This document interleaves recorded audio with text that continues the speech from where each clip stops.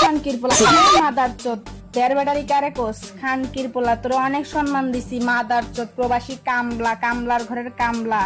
শালা খানকির পোলা কথা হুশার হয়ে কথা কবি বুঝছস তোর অনেক সম্মান দিয়ে কথা কইছি তোর প্রতিটা কথার জবাব আমি দিব আমার হাজবেন্ড না মাদার চোদ খানকির পোলা তুই আমার কাছে আসবি না আমার হাজবেন্ড লাগবো না মাদারের বাচ্চা তোর মারে পাঠাই দে সাথে তোর বোন আর তোর বউরেও পাঠাস ব্যবসা কেমনে করাইতে হয় দেখাই দিমু খানকির পোলা আমি ওয়েটার হিসেবে তোর মা এবং তোর বউকে পাহারা দিমু খানকির পোলা কি মনে করছস কথা কইতেছি না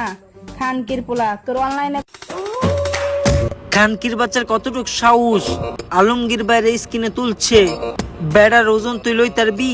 তোর কপালে অনেক দুঃখ আছে মনে রাখিস তুই অনেকবার তার অনেক তোর ভিতরে যে কি দিব একমাত্র প্রবাসীরাই জানে। আপু তুমি তো ভুলিয়া গেছো তুমি স্ক্রিনের উপরে কাকে ঝুলাইছো আর কার উপরে তুমি অত্যাচার করতেছো প্রবাসী আলমগীর ভাইকে নিয়ে তুমি বাজে কথা বলতেছো এটা কিন্তু আপু ঠিক না। প্রবাসী আলমগীর ভাই একটা কত সুন্দর কন্টেন্ট বানায় আর কত সুন্দর করে